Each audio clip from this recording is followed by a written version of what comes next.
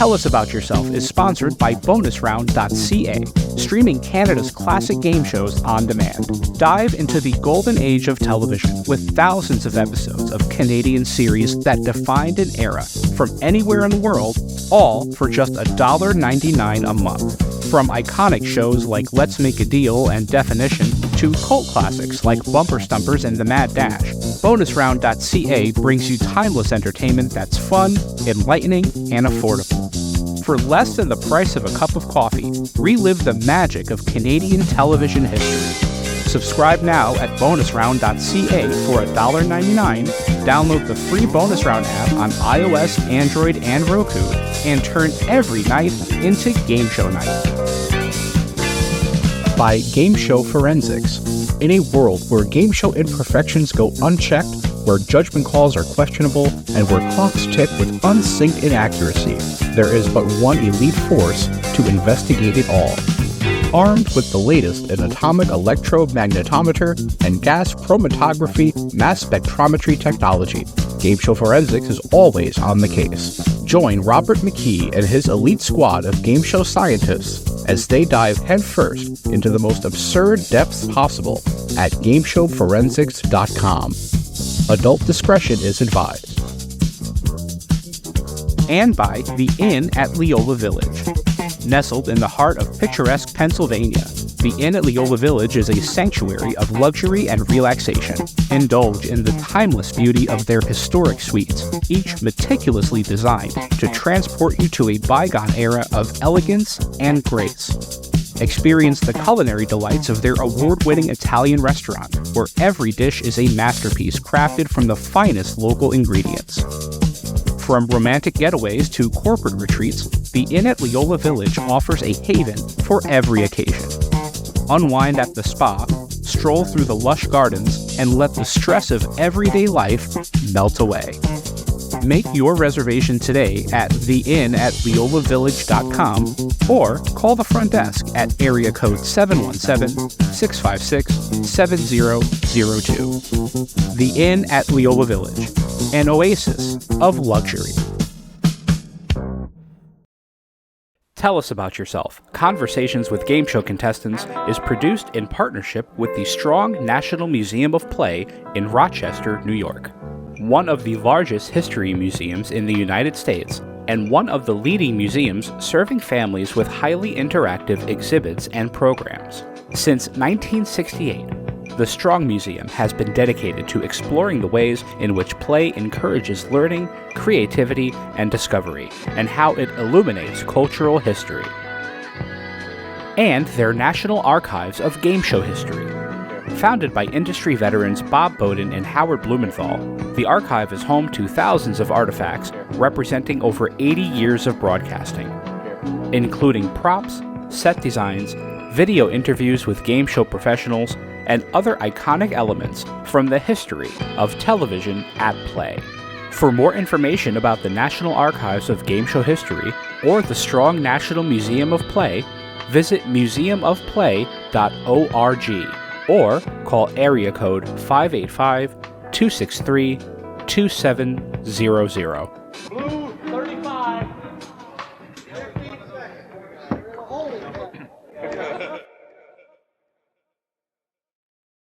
Tell us about yourself, would you? Tell us something about you. For any new viewers, won't you tell us again about yourself? We've met before, but let's meet again. Tell us about yourself. What else can you tell us about yourself? Perhaps you'd fill us in again and tell us about yourself.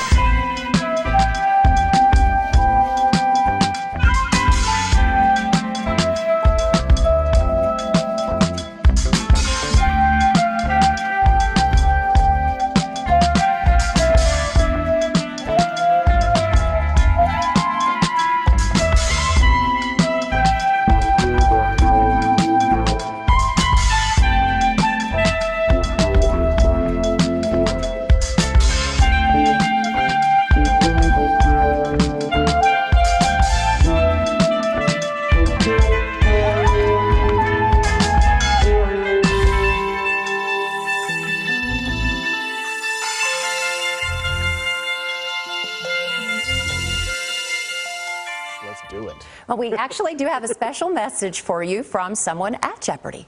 Oh? Hey, Jared, this is Ken Jennings here on the Alex Trebek stage with a quick bit of news for you. It turns out we are not going to be able to invite you back for our Champions Wildcard competition, sadly. But it's because you're going straight to the Tournament of Champions instead. Well done. We'll see you back here soon, Jared. Holy cow! Were you expecting that? Not at all. Wow. That's crazy. So you just leapfrogged Wow. over everybody else? Congratulations. I am stunned. Holy cow. It's a daymaker. Yeah. Oh, man. I don't think I'm going to touch ground all the way home. Oh, well, we are so excited for you. Really. My name is Jared Watson. I am from Greenville, Texas. And what I said on Jeopardy was I am a quality control specialist. So I was on Jeopardy. I was a 3-day champion in season 39 in 2023. And I came back for the Tournament of Champions in 2024, where I was a semifinalist. Jared, tell me what game shows meant to you growing up before you got the chance to become a contestant on Jeopardy. Was this the type of TV that was important to you? Yes. I mean, basically from as early as I can remember, that, you know, the classic thing of being sick from school one day means you could watch The Price is Right. And, you know, of course, Jeopardy very, very early on, even when I was maybe 3-4 years old, was something that mattered to me.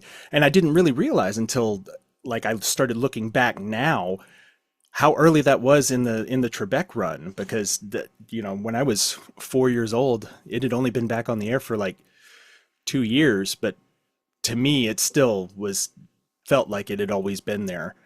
So, and that carried right on to adulthood. And then, you know, of course, seeing once we finally got cable television, because that was something that I didn't have growing up in rural East Texas, and starting to see stuff like, you know, Game Show Network, that was something that no matter what was going on and no matter what else was on TV, I knew that was something that I could watch. And even, you know, watching stuff like Joker's Wild or Card Sharks or, you know, just anything, Match Game, it didn't matter. I always loved that kind of stuff.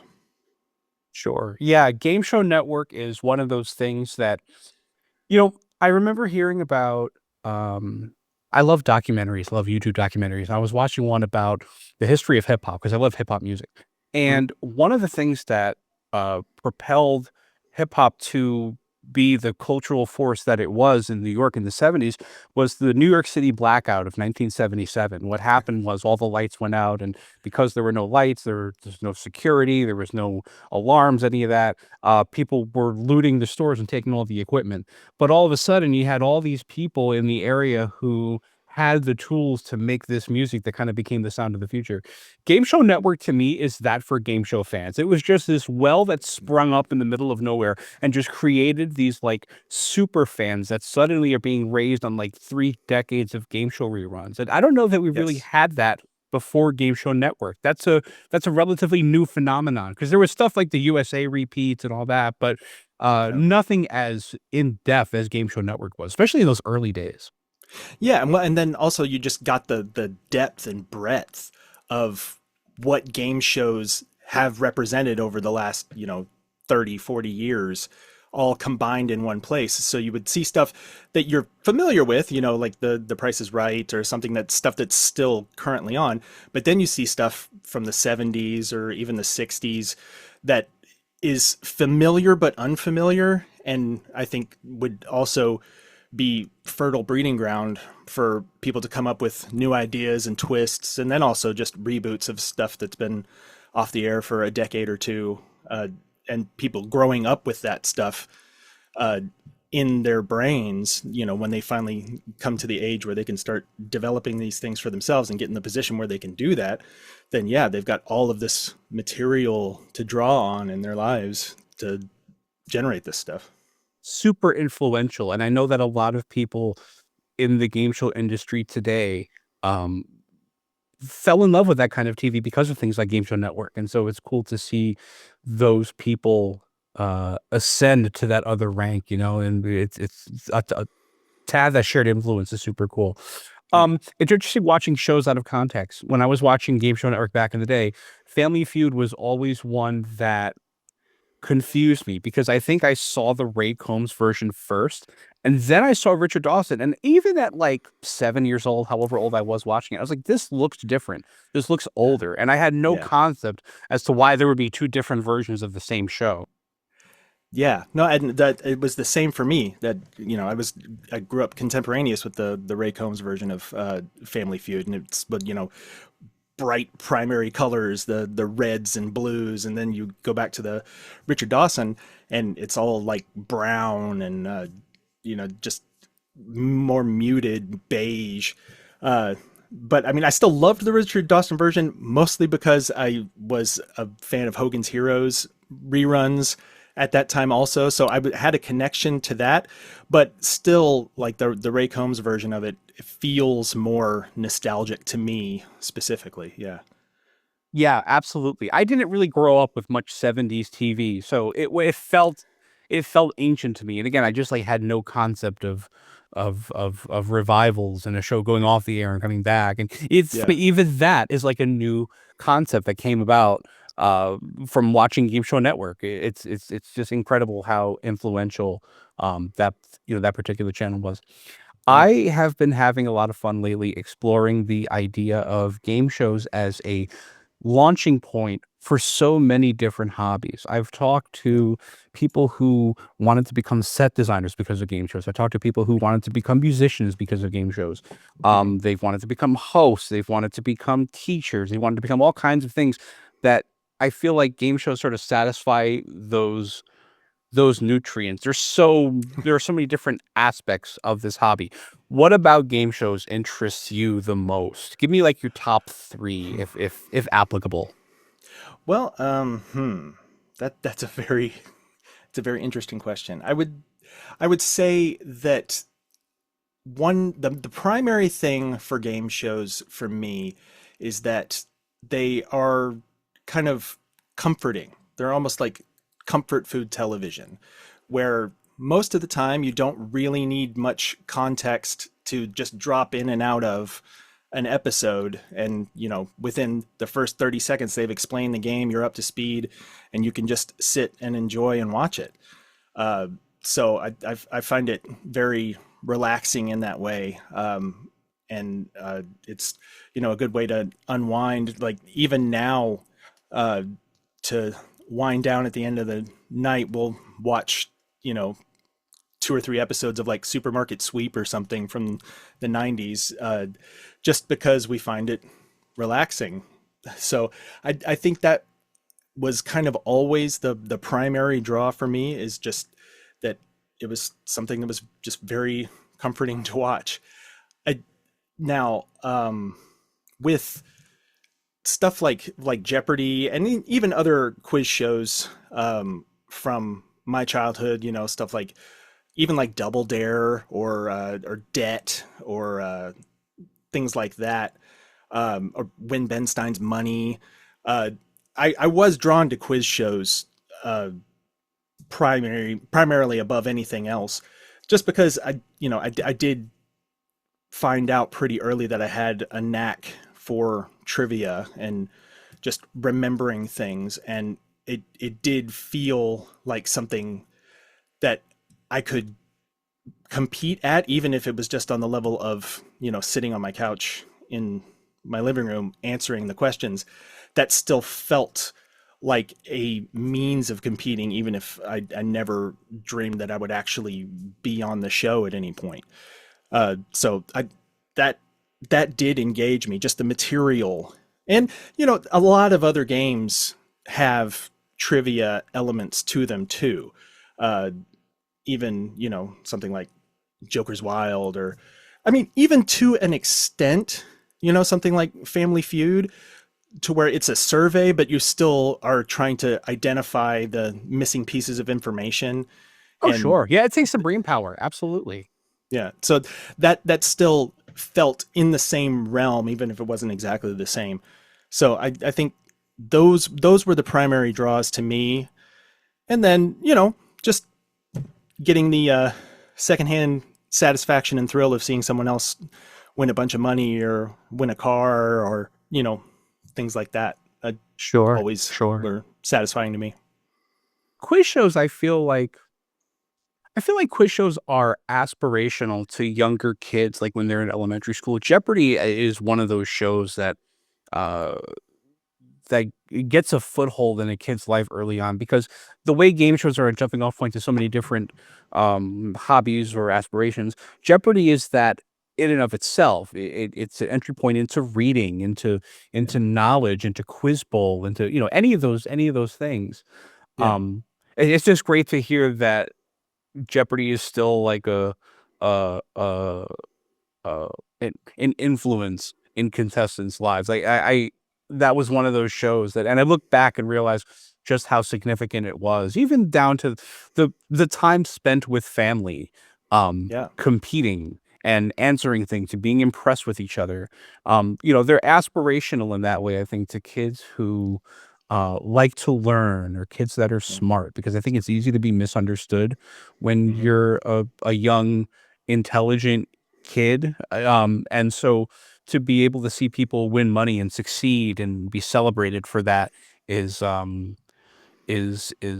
in retrospect was super helpful in that part of my life. And actually, I can pin that to something pretty specific to me. It's one of my earliest memories as a kid. I spent more time at my my grandparents' house than my own house. They just lived like a mile down the road, and so they would end up babysitting us and watching us quite a bit. And I was watching an episode of Jeopardy with my aunt, who was about 10 years older than me, and then my grandparents. And a clue came up. I mean, it was about nursery rhymes, and as a 4-year-old kid, I answered it, and I saw all the eyes in the room just kind of turn back toward me. And even then I kind of had an inkling, oh, I guess not everybody can do that. That's a fun feeling, isn't it? Yeah, no, I mean, it really is. That's a really fun feeling to know something that no one else in the room knows when it comes to like general knowledge or trivia. Yeah, that's fun. Yeah, it never gets old. Jared, on a scale of 1 to 10, how much did your love of game shows, quiz shows, Jeopardy, that whole thing, how much did that shape your identity growing up? Like when you were in school, were you the game show kid? Were you the Jeopardy kid? Were you the one that was always kind of shoehorning that interest into various things in school? Like, would people know that about you?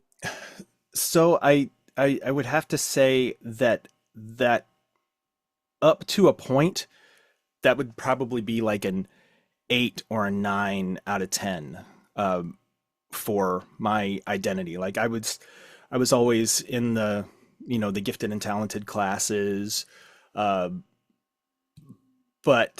and then like it being like spelling bees and the geography bee and things like that. But then I don't know, my life kind of took a turn in as I was approaching becoming a teenager, to where I didn't respond to the feedback that I got from other people around me that positively, to be honest. And I felt like I kind of had to hide that away to an extent, just as almost kind of a survival mechanism. And it was something that I hadn't really crystallized until I started looking back on it later. But yeah, I don't know, exuberance and like thirst for knowledge and trivia was something that I kind of consciously put in the background of my life as a teenager. And I found other things to do with that, started playing music and was in both in high school band, and then also rock metal bands to fill some of that same creative desire. But yeah, it wasn't until I got back into got to adulthood that started to blossom back up again. Well, explain to me what happened that made Okay. you conceal your interest in that way. So I think a lot of it was growing up in a very small town. I grew up in a town called Quinlan, Texas, that has never had a population of more than 2,000 people.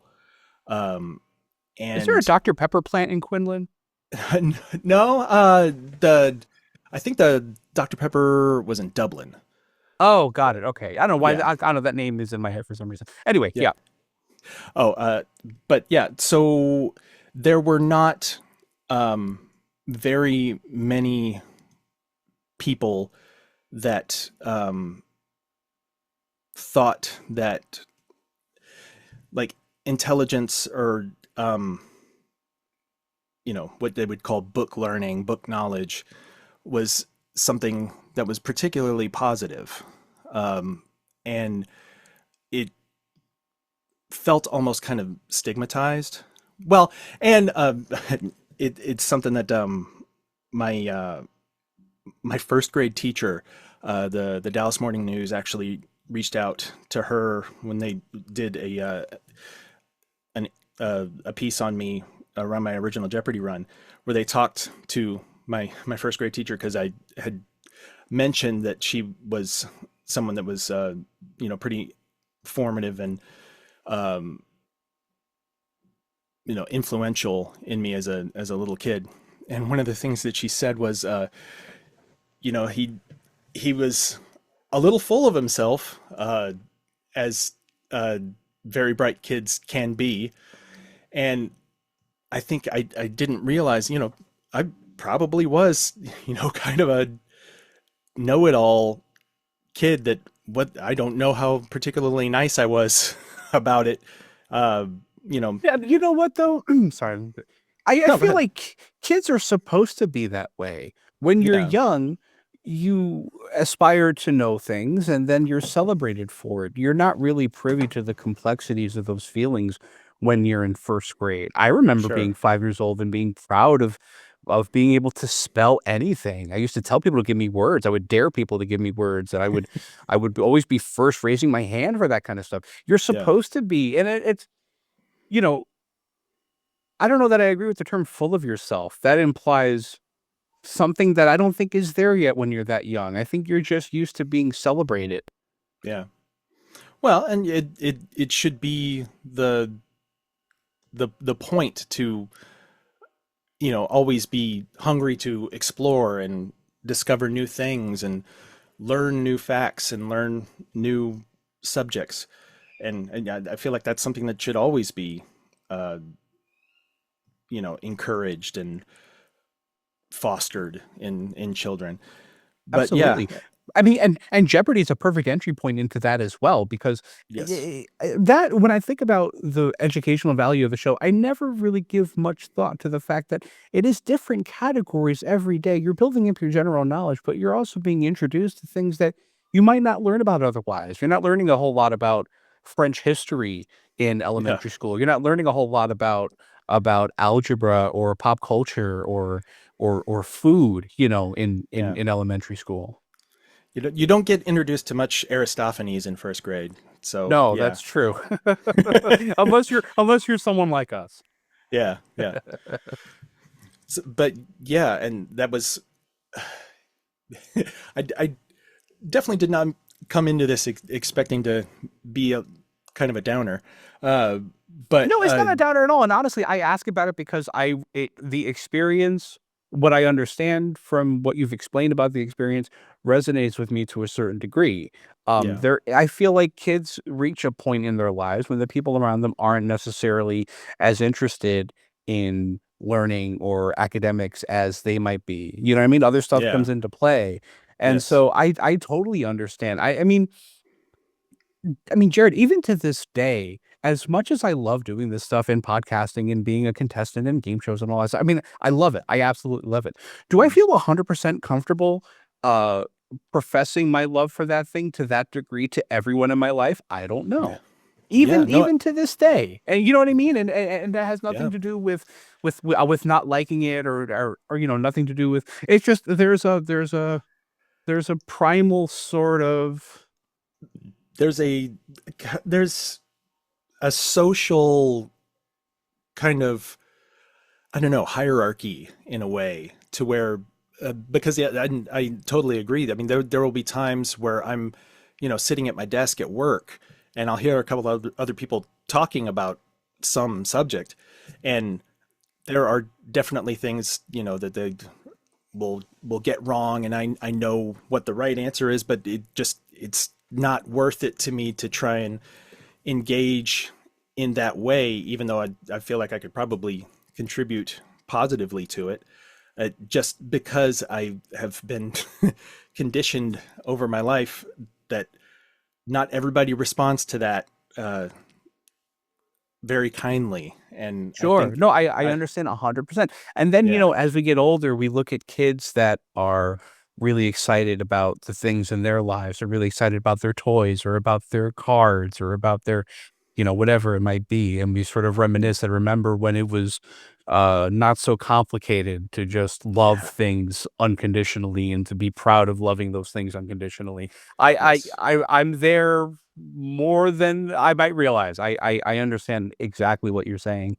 Yeah. It takes a beautiful sort of self-confidence or lack of self-awareness or something to be proud of being a nerd. I think that's what it is at the end of the day. People don't want to admit that they're a nerd Yeah. for something. That's something that somebody calls you.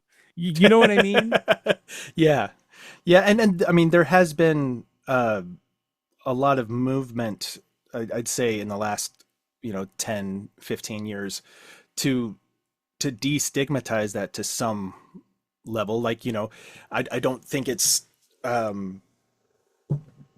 socially unacceptable to profess your love for Star Wars or Star Trek or, pop culture things that in a different generation might not have had quite as much cultural cachet.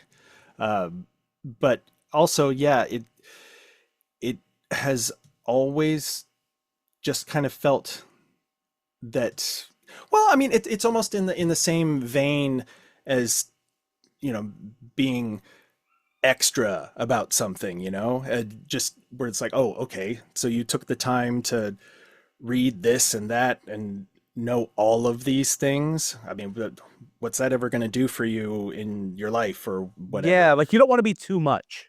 Yeah. You can be too much on your own, but you don't want to necessarily tell everybody everything that you've picked up, Absolutely. But then, that sense of community kicks in. And that's, Yeah. I think, what we have today that makes it easier to Yeah. confess your love for Star Wars or game shows or anime or whatever it is. Yeah. There is a circle of people for everyone. Any interest, there is a group of people somewhere out in the universe that is also interested in that thing. Yeah.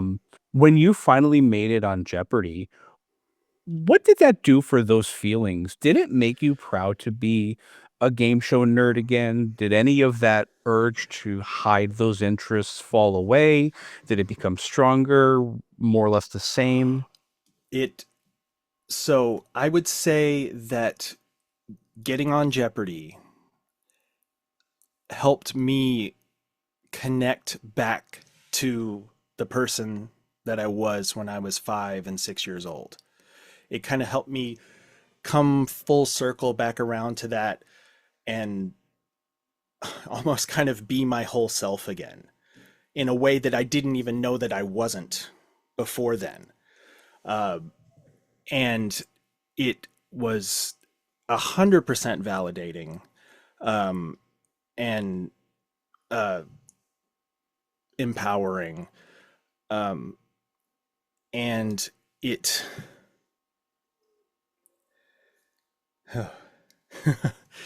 it made it feel like it like it all meant something. Sure. I Sure. mean, not everybody can be on a game show, and I never really expected that was going to be what one of the end goals of all of this was going to be. But, you know, I can't argue with what happened. And I am so thankful and grateful for it. And what happened, well, I don't want to tell the story out of order exactly, but it gave me kind of license to just fully re-embrace that thirst and hunger for knowledge in every direction, which is something that I always wanted, but didn't have the application for to make it a primary focus in my life. And I think I always wanted that. Sure. Being on a game show and being on Jeopardy in particular, I haven't been on the show, but I've talked to enough people that have been on the show to know that that is a rite of passage for people like us. People who are into trivia and, I mean, nerds, right? The kids that we wanted to hang out with growing up and the kids that we were like, that is such and that's a great word that you use. That's such a great affirmation. It puts everything back into perspective. I want to go back to something you mentioned just a few seconds ago. You said that you never imagined becoming a contestant on a game show as an end goal of these interests. And hearing how much you love this kind of stuff, that's interesting for you to say. It doesn't seem like you wouldn't consider that to be an end goal. What did you consider to be an end goal of your pursuit of knowledge and trivia and all that?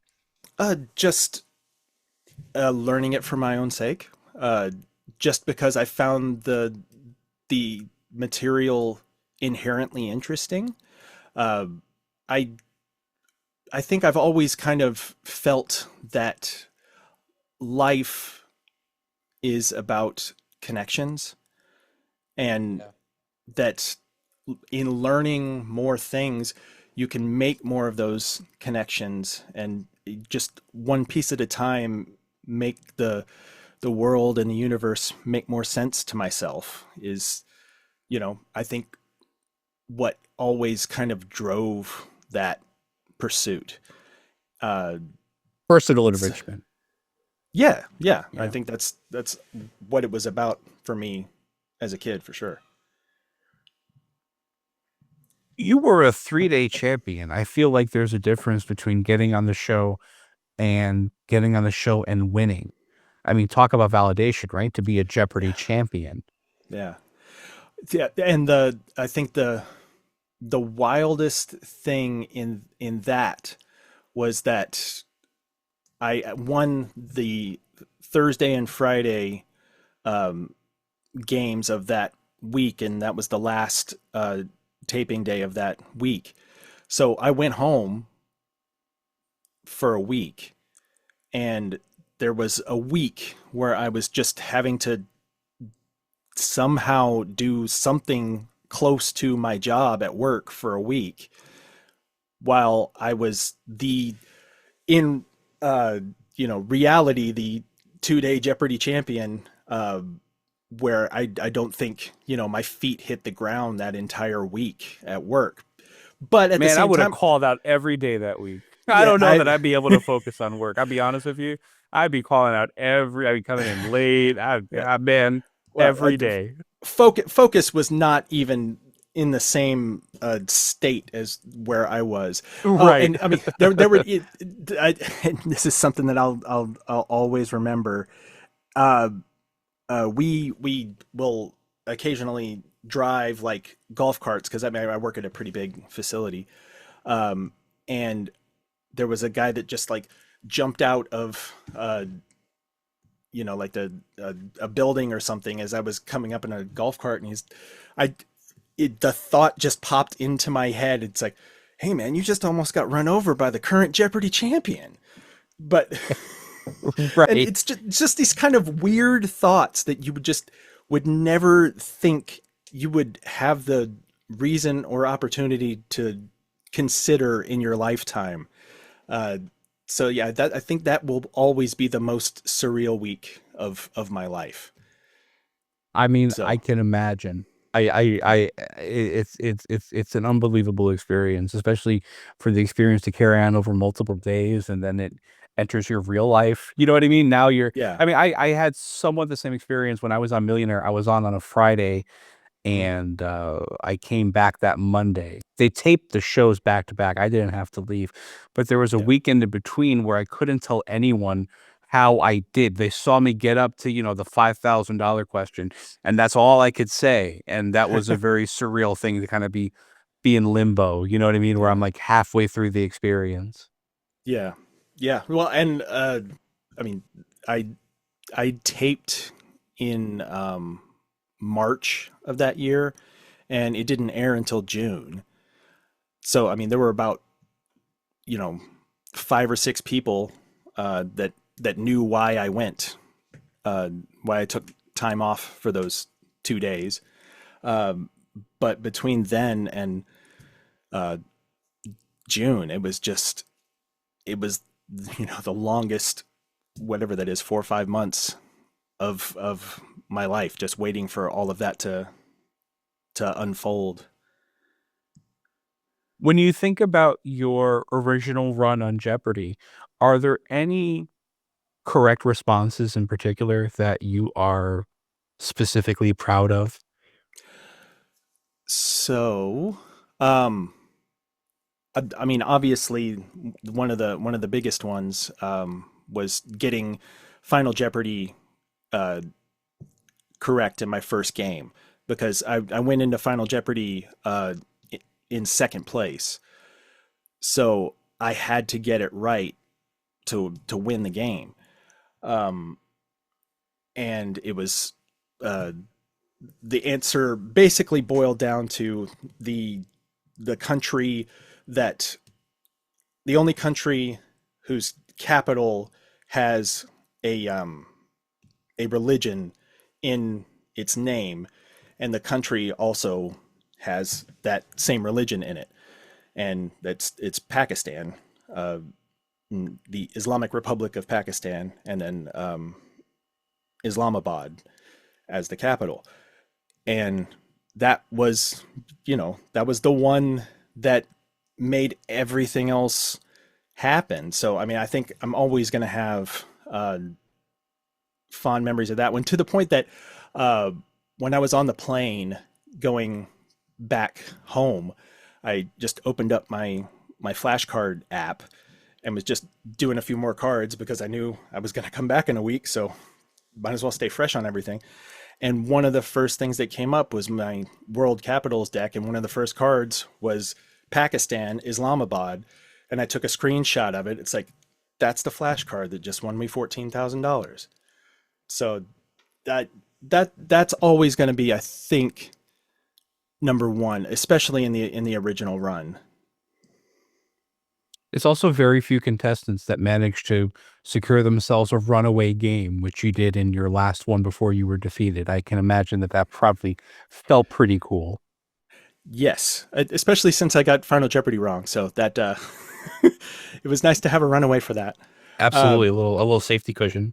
Yeah, but yeah, that was definitely one of the things. I mean, when I walked in to the Wheel of Fortune set, which is where they had staged us before we would go to the Jeopardy set to shoot, right, and I would see all of these other brilliant people, and just like I don't think there's any way that you don't walk in and feel intimidated, and like every moment it feels like you don't, like, these are your people, you feel comfortable and you feel great to be there, but also it's like, yeah, but I'm gonna lose. I mean, this is not, it's great to be here. It's the honor is to be here. You have to go through 3 rounds of auditions just to make it here.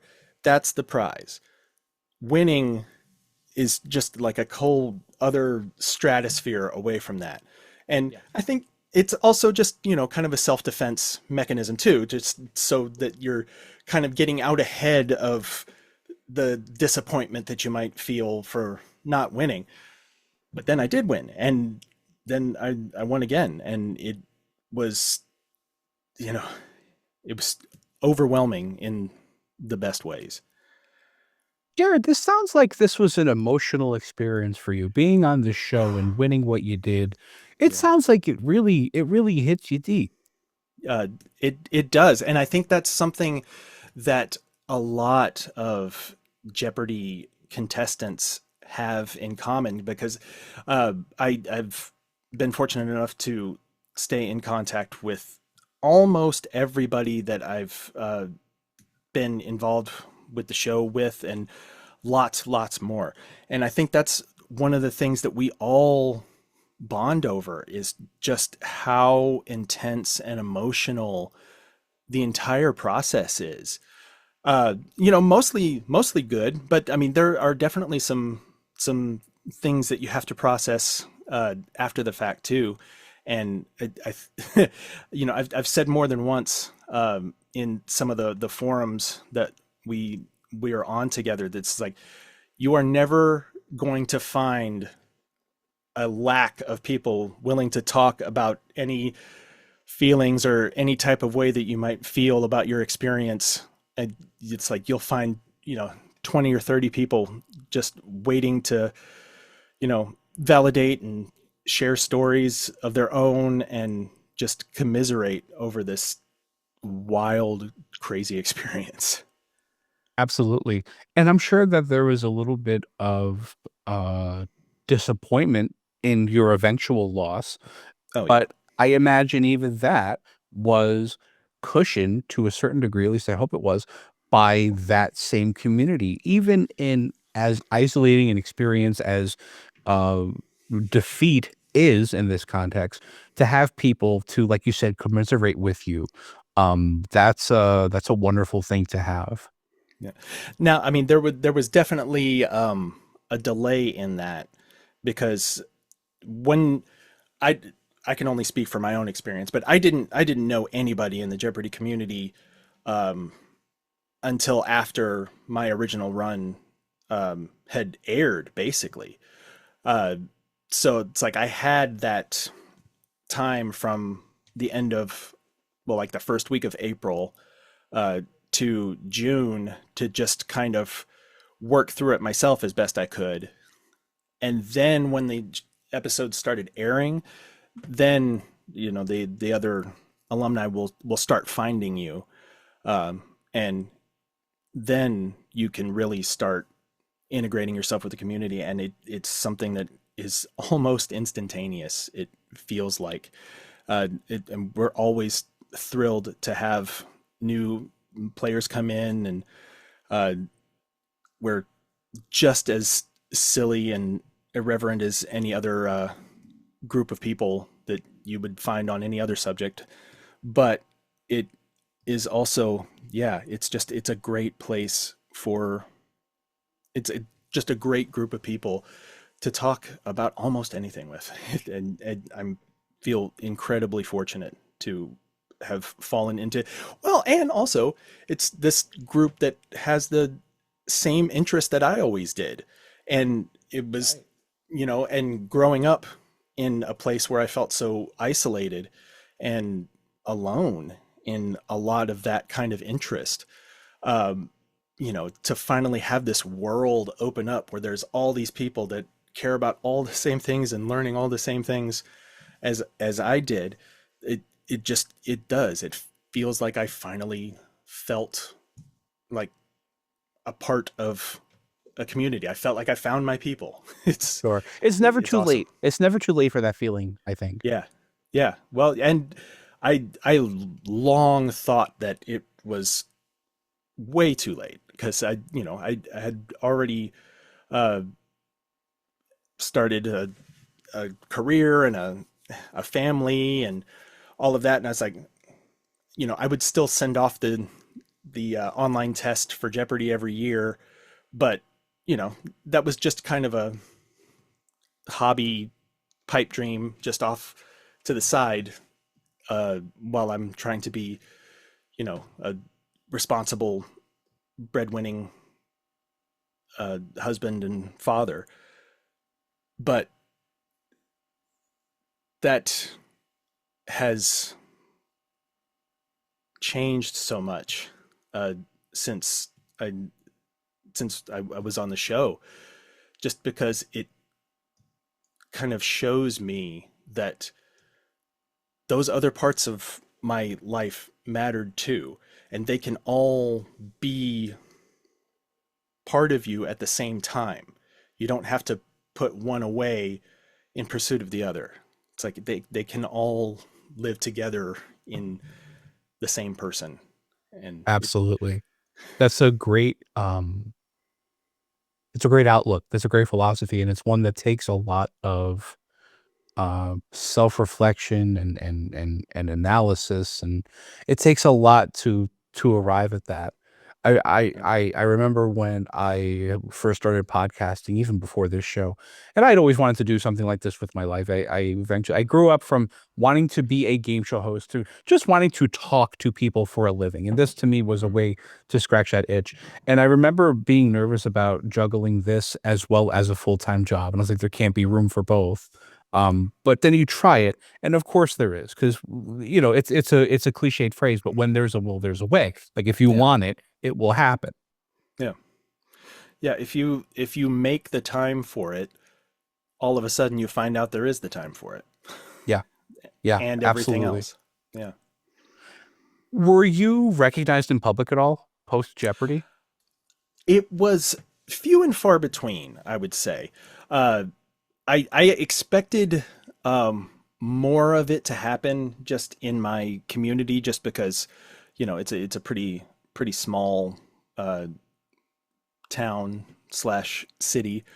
So, there aren't too many different people coming in and out. It's kind of one of those, everybody knows everybody kind of places. But for the most part, I really have not encountered too much. There's been a couple of instances. One, for some reason, it happens more often at the city library than anywhere else, which I guess that makes sense on a level. But yeah, almost every time I go into the library, now that I think about it, somebody will come up and say, "Hey, you're the Jeopardy guy." And you tell them to be quiet because it's a library.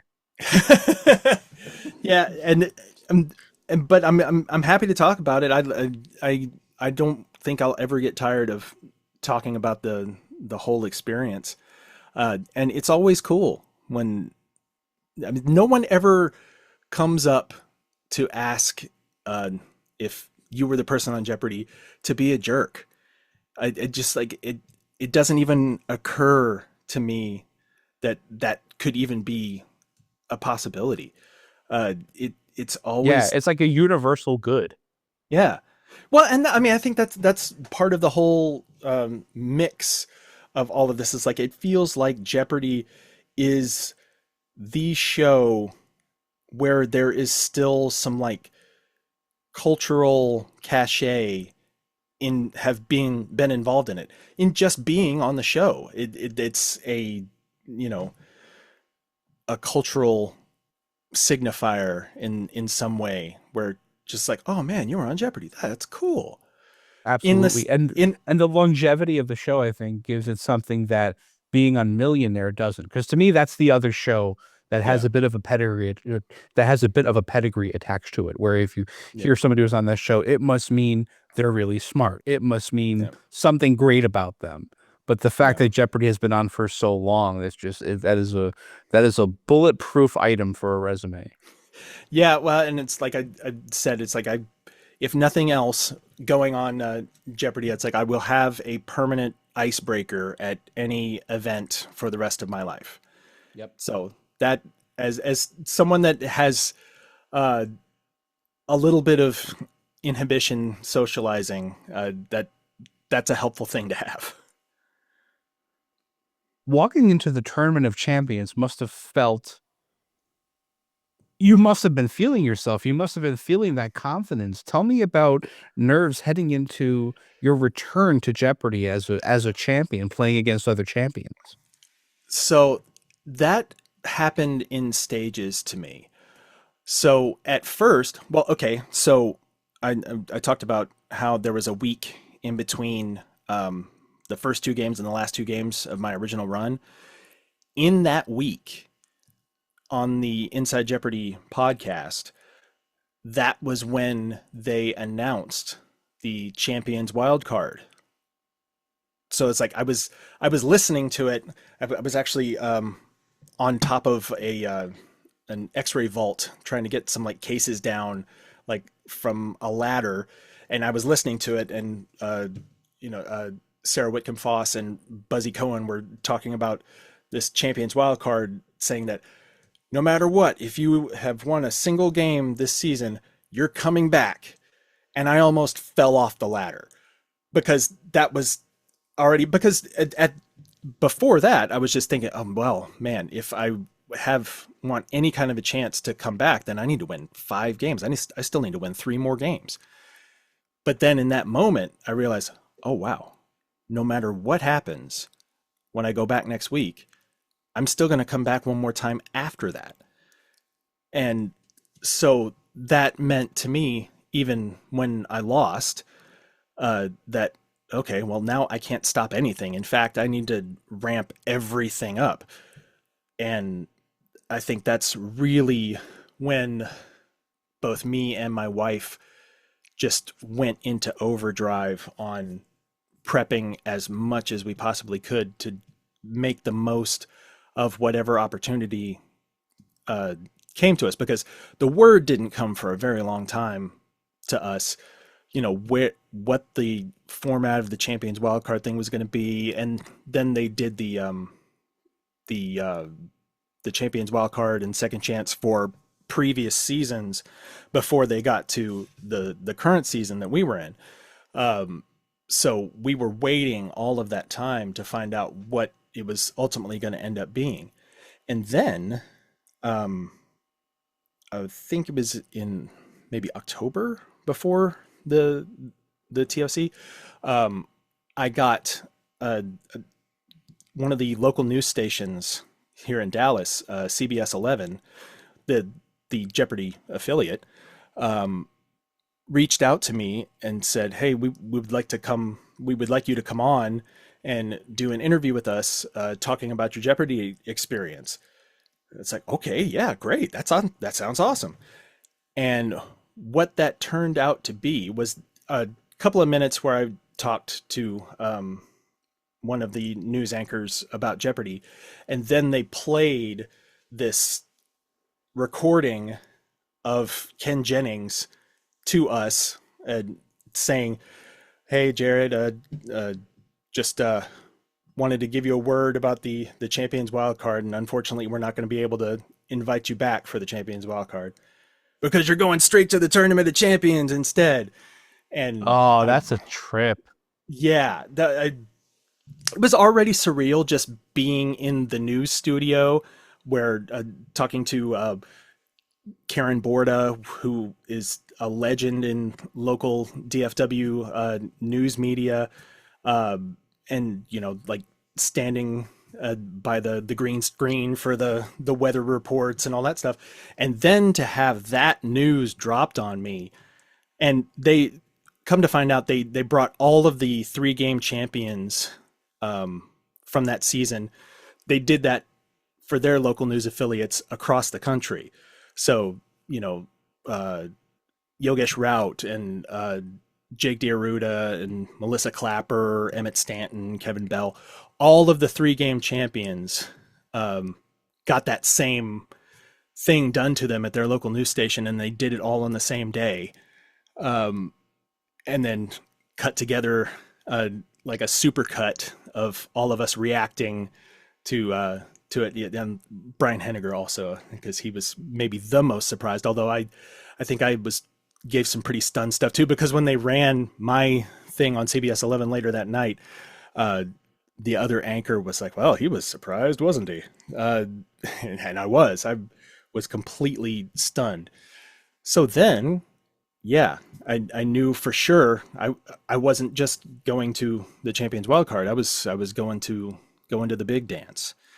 And that I had mixed feelings about that, because I felt like of the cohort that was going to be in the Champions Wildcard, I felt like I had a pretty good chance of winning among that group. I mean, they're all great players. Everybody that steps on the stage of Jeopardy is a great player, can win one or more games. And there's a lot of other things that help determine winners and losers in that. But going to the TOC, I was like, okay, well, I am absolutely going to be an underdog to everybody that's in this field. And it's also, by the way, the biggest Tournament of Champions field that they've ever put together and may ever put together, because the most recent TOC went back down to a smaller number again. So if I felt motivated to prep before that, I went, up to 11, 12 of just running flashcards as much as I possibly could for those last, 2 or 3 months before the TOC. It was wild. I bet it was. And when you think about your performance in the tournament, I'll ask the same question I asked you about your games. Any moments of genuine pride in your gameplay for you as you reflect on it? So, yes. I mean, obviously the quarterfinal match is the best game that I've ever played. And I had to have it because I was going up against Chris Panulo, the 21 game winner and, the overall number one guy coming into the TOC. Right. So, and then also Ben Goldstein, 5 game winner in his own right. So if you gave people those 3 names, including mine, not a lot of people are going to be picking me, and I don't know if I'd pick me either. So that was the greatest. And I think what stands out to me is how many of the things that came up in the game came from flashcards, specifically flashcards that my wife had assembled, because she had an incredible knack for digging into the Jeopardy canon of information and finding the things that you really need to know and the things that I didn't know well enough, and she could bring it up. And one of the things was definitely Canadian geography. And it's always been something that matters a lot in Jeopardy because the host for 30 plus years was a Canadian. So Sure. Canadian content always mattered. But she really wanted to make sure that I knew all of the provinces, all the territories, all the capitals of the provinces, and then the capitals of the territories. And then the second daily double of the quarterfinal match basically boiled down to what is the capital of the Northwest Territory. And that's Whitehorse. And that was what really made it, put the game in the position where it's like, wow, I think I could actually win this game. So that one, and then the final Jeopardy of that game was something where I had a runaway. So Final Jeopardy didn't matter, and I fully intended to write some kind of shout out or, some kind of love message of some kind. But because my wife had put so much effort into art, and it was a question about the pre-Raphaelite Brotherhood, and that was something that she had really drilled me on. I felt like I owed it to her to put the correct response in, just as validating that she knew what she was doing and that it paid off. So those two in that game are the ones that I think will always mean the most to me. That's wonderful. I can also imagine that beating Chris was.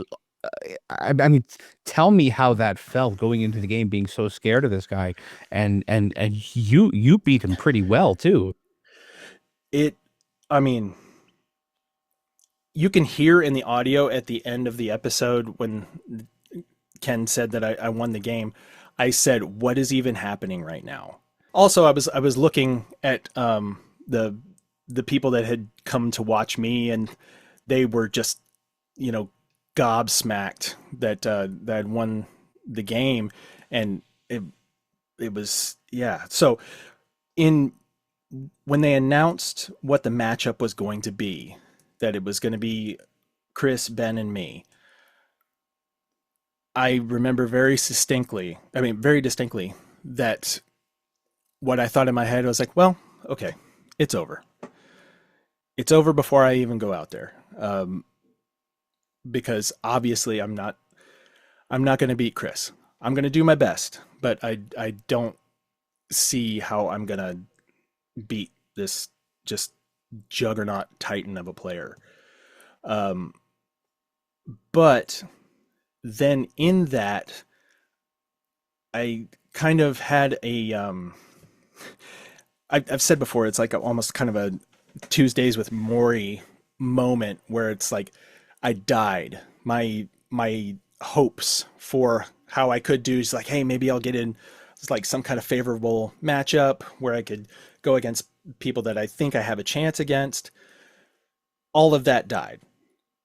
And because that all died, I had no pressure. I had no expectations because like obviously I'm going to lose here.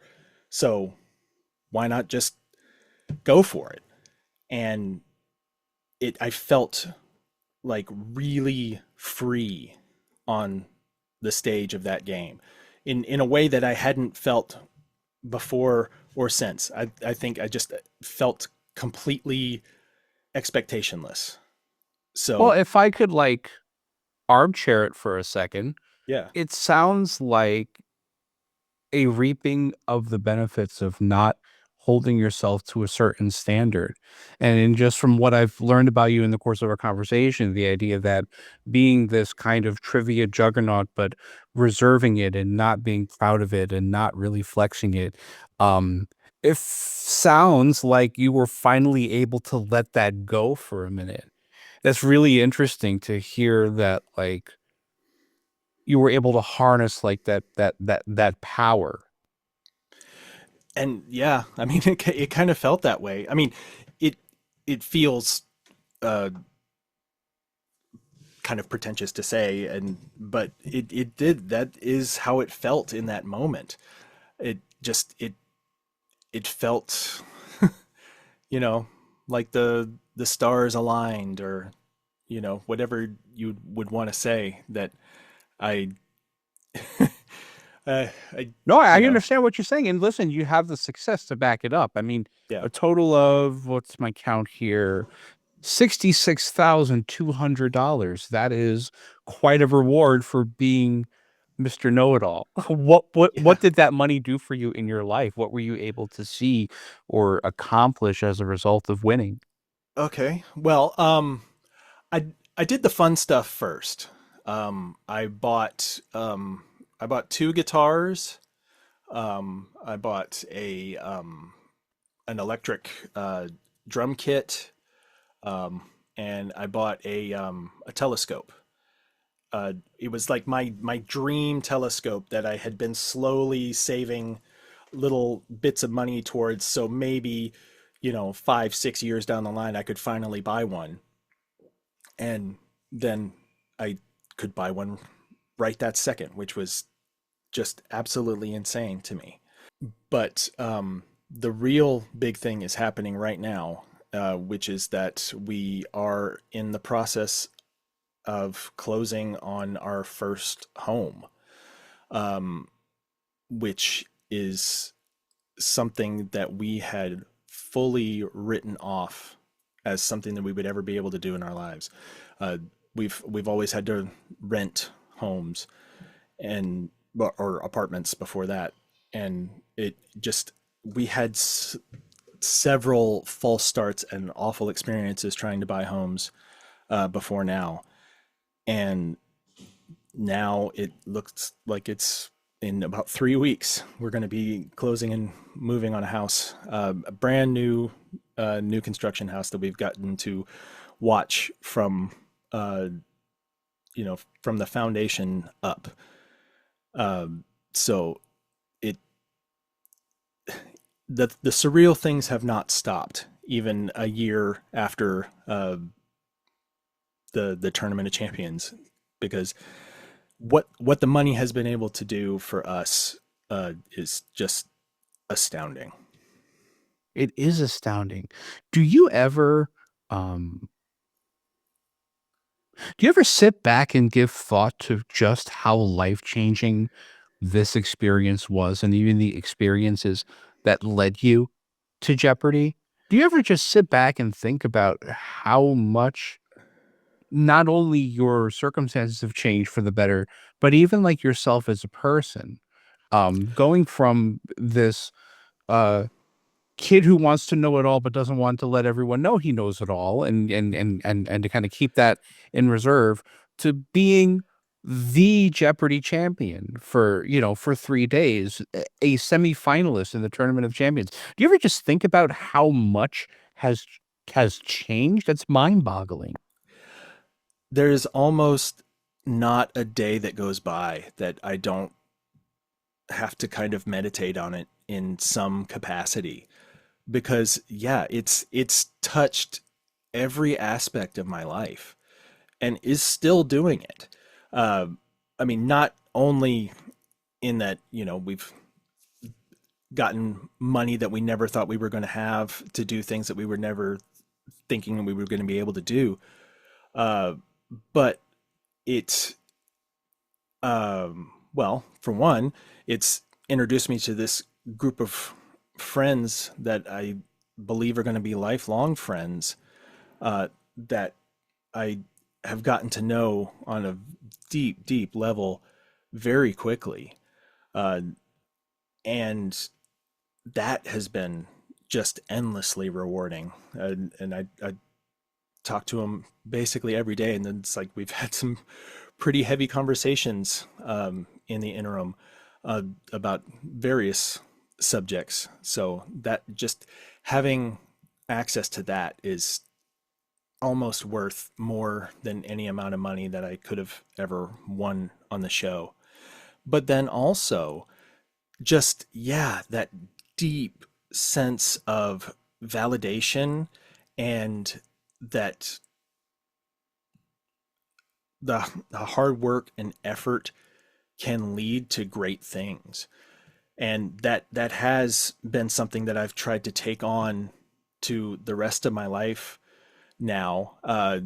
I'm enrolled back in school. I'm about to start my a master's degree program. And that is absolutely not anything I would have even considered trying to do even 2-3 years ago.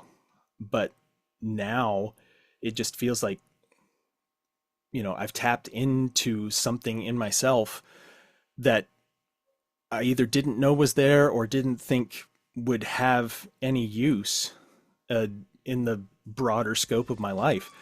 And now I feel like I owe it to myself and to my family just to see how far it goes.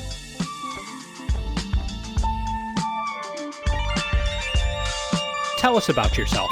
Conversations with Game Show Contestants is hosted, produced, and edited by me, Christian Carrion, from my studio in beautiful downtown Lancaster City, Pennsylvania. Co-executive producer Cory Anotado. Researcher Chuck Donegan.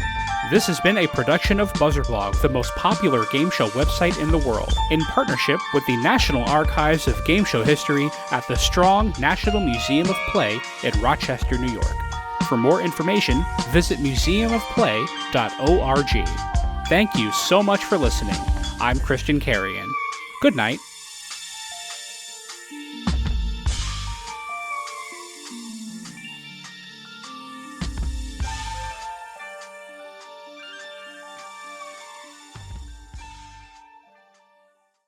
Tell Us About Yourself is sponsored by bonusround.ca, streaming Canada's classic game shows on demand. Dive into the golden age of television with thousands of episodes of Canadian series that defined an era from anywhere in the world, all for just $1.99 a month. From iconic shows like Let's Make a Deal and Definition to cult classics like Bumper Stumpers and The Mad Dash, bonusround.ca brings you timeless entertainment that's fun, enlightening, and affordable.